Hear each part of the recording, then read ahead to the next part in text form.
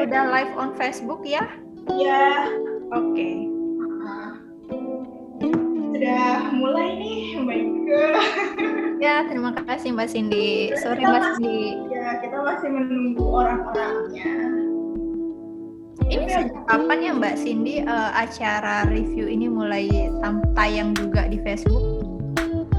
Udah mulai tayang di Facebook sekarang. Oh, oke. Tapi pekan lalu belum ya? Pekan lalu kita belum. Iya. Oh, oke. Wah, beruntung dong berarti ya teman-teman yang nonton di Facebook hari ini ya. Yang punya Facebook doang. Wah. Halo sahabat YouTube semuanya. Ayo boleh dong masuk. Kita udah mau mulai nih. Pembahasan kali ini seru banget pokoknya. Pastinya dong setiap pekannya pasti bakalan ngasih ilmu-ilmu yang gak kalah keren. Iya nggak sih? Di sini tuh udah ada Mbak Ike juga nih. Halo Mbak Ike. Halo, sore semuanya. Halo sore. Kita mungkin sambil nunggu teman-teman yang lain boleh ngobrol-ngobrol dikit kali ya nih Mbak Ike. Boleh. Apa nih Mbak Cindy? Saham hari ini? Ya hari ini gimana nih? Seru atau biasa aja? Sih, untuk perdagangan hari ini lumayan. IHSG juga naik 0,77%. Sebenarnya cenderung stagnan sih, karena pagi tadi dia langsung gap ke atas kan, naik 0,66%. Jadi sebenarnya perubahannya nggak terlalu jauh beda. Lebih ke perdagangan pagi, perdagangan siang ya cuman ngelanjutin aja sih Mbak Cindy.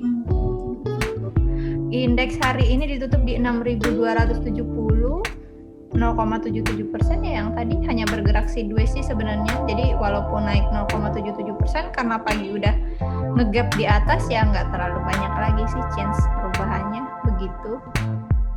Oke. Halo sahabat Kium. Boleh disapa dulu nih Mbak Ika, sahabat Kium. Halo, ada siapa aja nih? AF Salim, Amar Jahputra, terus ada di sini Tetri Baruno, oh Bapak ini ya, Bapak Tetri Baruno, Bapak Adi Hasbullah, ada Mas Samuel juga di sini. Oh ada Ibu Gloria, sore Ibu. Oke, lanjut aja kalian nih. Aku mau sapa-sapa dulu ya Mbak Ika, sahabat Kium yang udah masuk. Halo sahabat Kium semuanya, balik lagi nih pada acara kali ini, yaitu weekly recommendation yang selalu Kium sajikan di setiap pekannya. Nah, untuk pekan kali ini kita mau ngebahas saham apa sih kira-kira yang direkomendasikan oleh tim riset Kium Sekuritas Indonesia. Tentunya di setiap pekannya itu kita ada hal-hal yang baru, hal-hal seperti misalnya sahamnya ya pastinya nggak itu aja. Dan bersama kami semua di sini sudah ada Mbak Ike Widiawati selaku Head of Research Kium Sekuritas Indonesia. Halo Mbak Ike. Halo Cindy. Halo, selamat sore semuanya. Ini boleh saya langsung share screen-nya ya? Iya. Oh, oke. Untuk hostnya mungkin Mbak Cindy boleh. Sudah jadi host Mbak. Terima kasih. Nah, ini untuk materi hari ini. Jadi memang di pekan ini cukup banyak data ekonomi yang rilis, baik dari kebijakan dari Bank Indonesia yang kami perkirakan akan memberikan stimulus yang lebih banyak untuk tahun 2021. Artinya nanti kebijakan 7 days reverse repo rate sebenarnya masih ada potensi untuk tetap stagnan. Jadi untuk penurunan sepertinya potensinya masih kecil. Nah, di sini saya review sebentar seperti minggu-minggu sebelumnya. Kita melihat dulu untuk pergerakan IHSG di pekan lalu. Di sini IHSG mengalami penguatan 1,89% selama sepekan kemarin, di mana di sini indeks Taiwan mengalami kenaikan yang paling signifikan dengan 4,39%. Di sini kita juga lihat bahwasannya rasio PI ini juga dapat kita jadikan bahan pertimbangannya teman-teman. Rasio PI Indonesia sekarang posisi di 31,9 kali. Sebenarnya sudah cukup tinggi, tapi nanti kita lihat lagi pada saat rilis laporan kuartal 4, kan ada beberapa saham yang mayoritas saham sih belum rilis laporan keuangan. Nantinya pada saat sudah rilis laporan keuangan kuartal 4, harusnya rasio ini turun. Seperti itu. Dan ini untuk indeks sektoral selama satu pekan kemarin. Sektor aneka industri mengalami penurunan minus 3,42%. Adapun untuk saham-saham di LQ45 yang mencatatkan kenaikan paling tinggi, yakni ada saham Antam, SMRA, dan CTRA. Tapi harap hati-hati ya teman-teman, karena tadi pagi dapat info bahwasanya kalau nggak salah dari manajemen di sana sudah melakukan penjualan saham Antam. Itu kalau pihaknya itu mengambil modalnya itu di kisaran 1 miliar dan dia menjual sudah berhasil melakukan realisasi keuntungan hingga mencapai 4 miliar begitu. Jadi keuntungan yang direalisasikan oleh pemegang saham dari Antam itu sendiri sudah lumayan besar ya. Jadi harap berhati-hati. Kemudian sebelum kita memberikan saham yang akan direkomendasikan pekan ini adalah 3 saham kita review. Jadi pekan kemarin kita memberikan rekomendasi saham BRPT, CTRA, dan juga saham Link. Untuk BRPT sendiri ini berhasil mengalami penguatan 5,15%.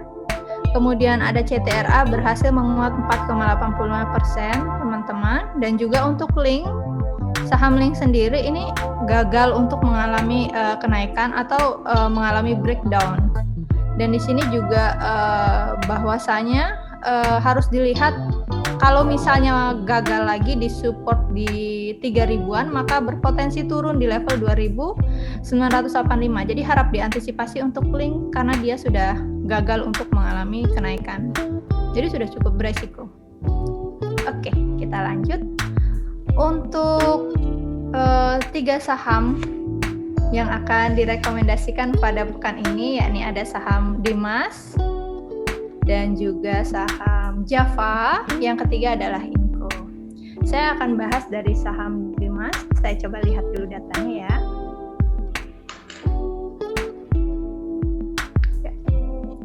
Untuk saham Dimas sendiri ini masih dalam kondisi tren yang positif. Di sini kita bisa lihat candle-nya. Dan juga untuk volumenya juga sebenarnya ini memang mengalami penurunan, tapi masih dalam kondisi yang aman. Untuk Dimas sendiri ini sudah tergolong atau sudah ada konfirmasi buy, sudah ada sinyal untuk konfirmasi buy. Dan juga idealnya ini harus break di level 236. Dan di sini dari segi volume sebenarnya pada hari ini tadi sudah mulai mendukung adanya peningkatan. Dan juga untuk support juga kita harus perhatikan. Di sini adalah supportnya adalah di 236 juga, harus hati-hati. Di sini Dimas pada hari ini ditutup mengalami kenaikan 1,72% teman-teman. Untuk Dimas di closing 236 dan kenaikan 1,72%.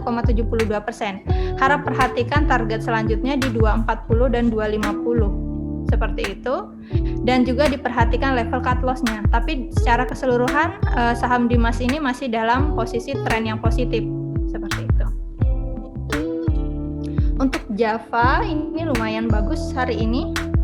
Ditutup di 1535.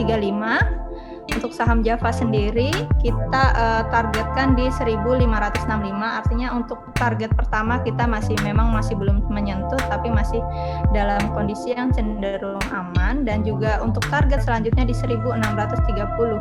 Hari ini Java ditutup naik 3,37%. Dan juga di sini untuk catatan yang harus diperhatikan adalah patokan support selanjutnya, atau apabila ingin melakukan pembelian di support selanjutnya di 1505.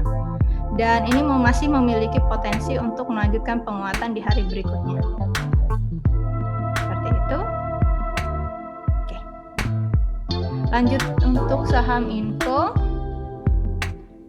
Inco sebenarnya pada hari ini mengalami penurunan, turun 1,18%. Sebenarnya ini koreksi wajar ya untuk penurunan 1,18%. Teman-teman bisa melakukan akumulasi buy untuk saham Inco karena di sini juga sebenarnya masih dalam range buy kami. 6.300 ditutup pada hari ini dan range buy kami sebenarnya di sini entry buy 6.200 bahkan 6.200 hingga 600.375. Artinya memang di sini kami sudah memperkirakan bahwasanya memang akan terjadi koreksi pada saham Inco. Jadi kalau misalnya nanti menyentuh di 6.200 asalkan posisi dia masih aman, tidak sampai menyentuh di level cut loss, teman-teman bisa melakukan buy untuk saham Inco. Perhatikan untuk target price-nya di 6.750 dan juga di 6.950. Tapi untuk saham Inco ini sendiri memang cukup rentan dengan berita-berita masuknya Tesla seperti itu. Jadi tidak bisa secara serta-merta kita melihat dari sisi teknikal. Kalau dari sisi teknikal sendiri ini sebenarnya masih aman.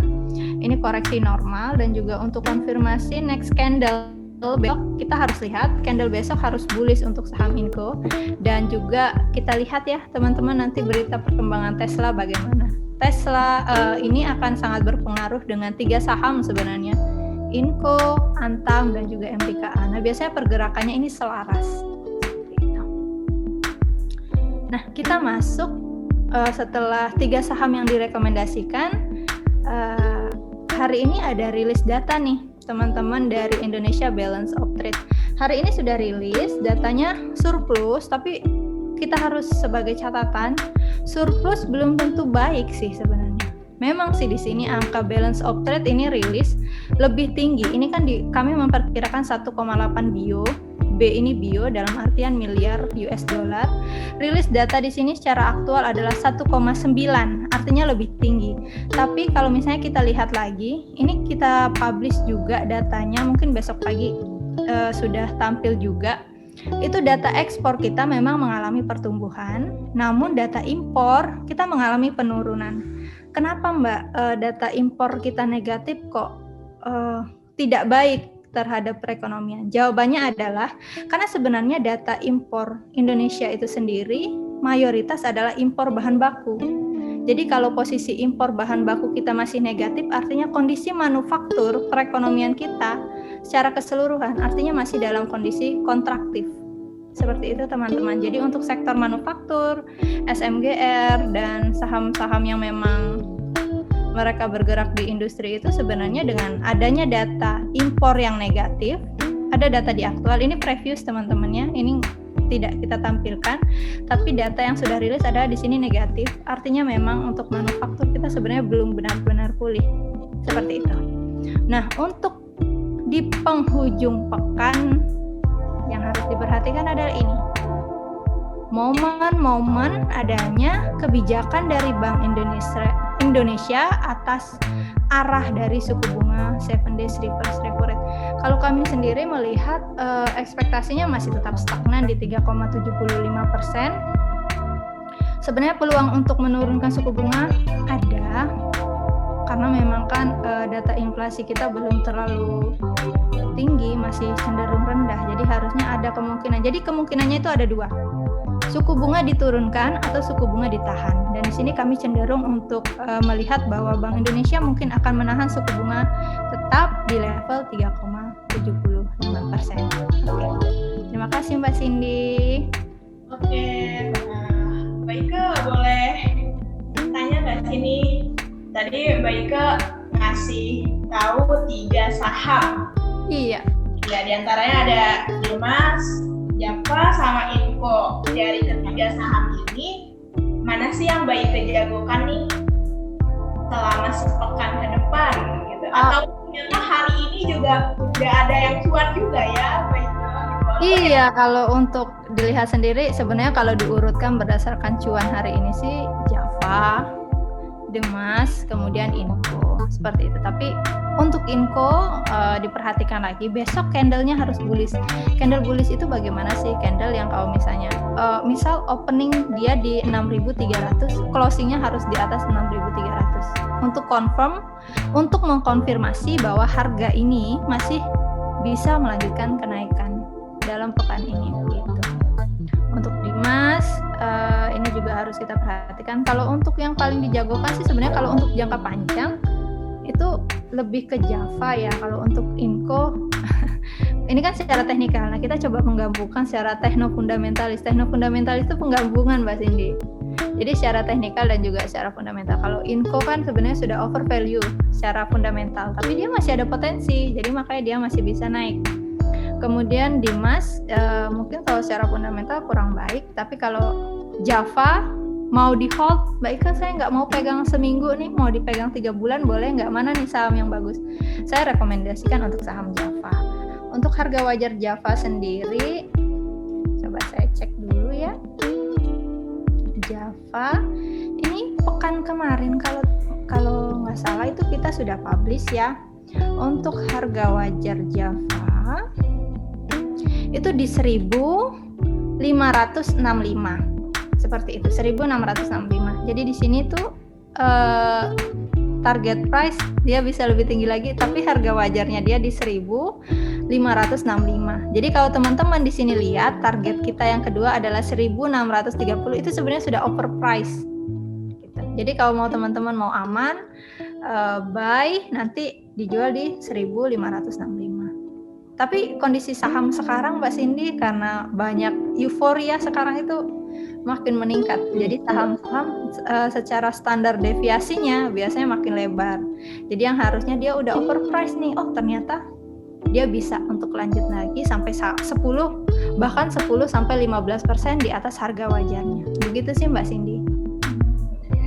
Mbak, di momen COVID-19 ini ya, jadi kita kan tahu di Maret ini memang turunnya secara signifikan. Nah, lalu kan ada peningkatan lagi.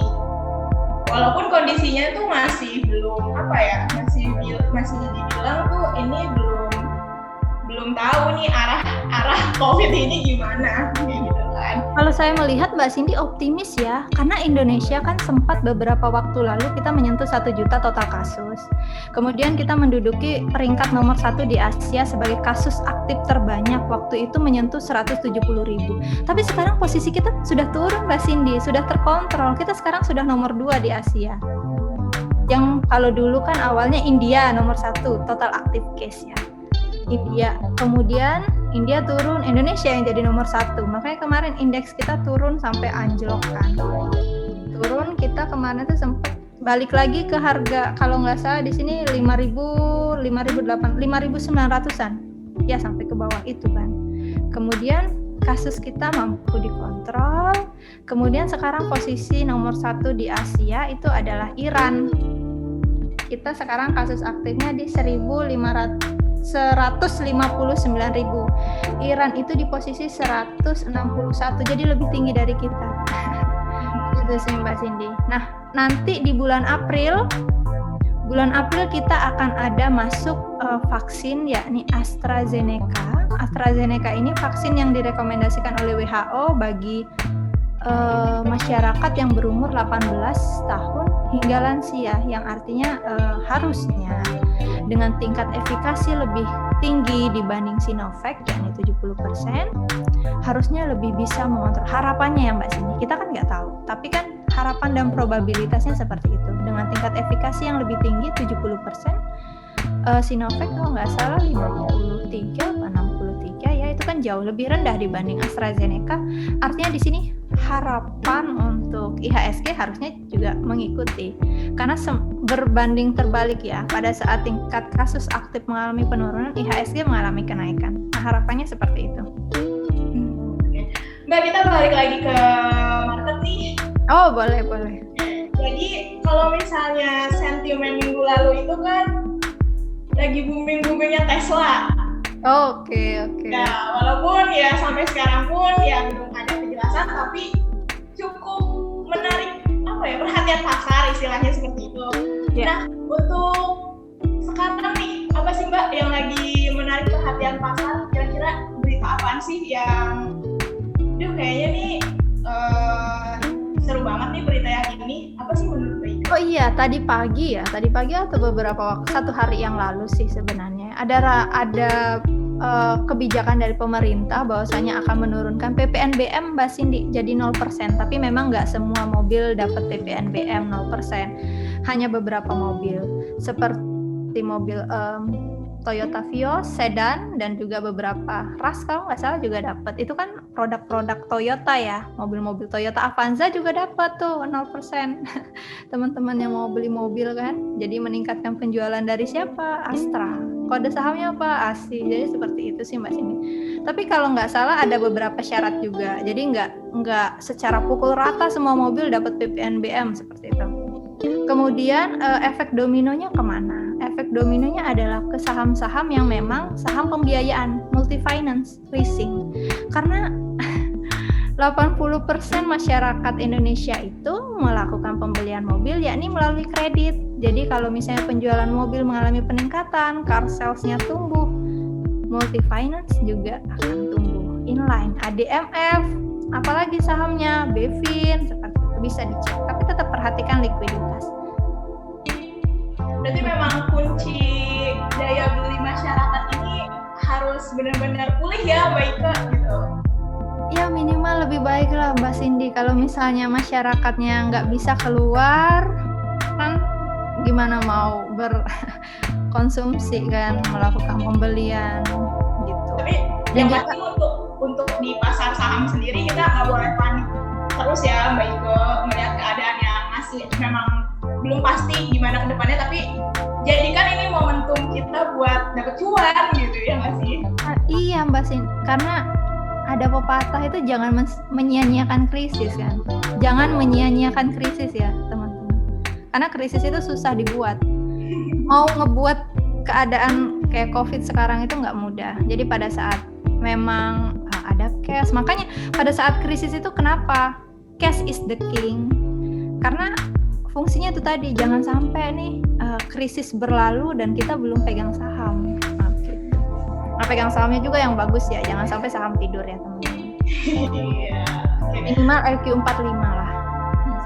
Tapi kembali lagi kepada toleransi resiko. Ada investor yang, aduh Mbak, saya kalau pegang saham yang terlalu defensif bosen ya Mbak, gatel kalau nggak dijual, kan ada. Jadi kembalikan kepada toleransi resiko dan gaya investasi masing-masing sih. Boleh minta saran nggak sih nih dari Mbak Ika sekarang itu kan memang investor tuh banyak kan investor milenial yang mungkin pengen dapat apa ya, cuannya tuh cepat gitu Mbak Ika. Nah, iya. Dan kadang tuh malas untuk melakukan analisa sendiri. Nah itu. Jadi ikutin tren sekarang kan banyak banget pom-pom dari orang-orang yang berpengaruh istilahnya gitu. Iya. Mbak Ika sendiri ada ngasih saran untuk gimana nih supaya investor milenial ini tetap pada jalan yang lurus gitu, supaya nggak terkena arus gitu. Boleh dikasih nih Mbak saran-sarannya? Yang pertama, perhatikan harga wajar. Kalau terkadang misal harga dipom-pom, mau dipom-pom bagaimanapun nggak apa-apa, namanya itu kan masukan ya, advice dari manapun boleh aja kita terima. Cuman kita harus memperhatikan harga wajar, karena harga wajar itu memang sih pasti resiko dalam berinvestasi saham itu pasti ada, tapi setidaknya kita memperkecil resiko yang ada. Nah, bagaimana caranya? Pilihlah saham yang memang masih under value. Under value itu bagaimana? Baca di riset Kiwum, di Morning Equity itu ada 45 saham, kita tunjukin kok harga wajarnya satu-satu. Jadi nanti teks teman-teman yang ngedenger pom-pom, misal, wah saham Akra nih, di pom-pom, cek harga wajarnya. Misal harga wajarnya 4.200. Periksa harga marketnya berapa. Harga marketnya ternyata 3.400, 3.500, kan masih ada selisih. Sekarang 3.500, harga wajar 4.200. Artinya kan masih ada potensi kenaikannya. Nggak apa-apa, ikutin pom-pomnya. Yang penting kita udah ngecek. Jangan sampai beli saham A B C D apa.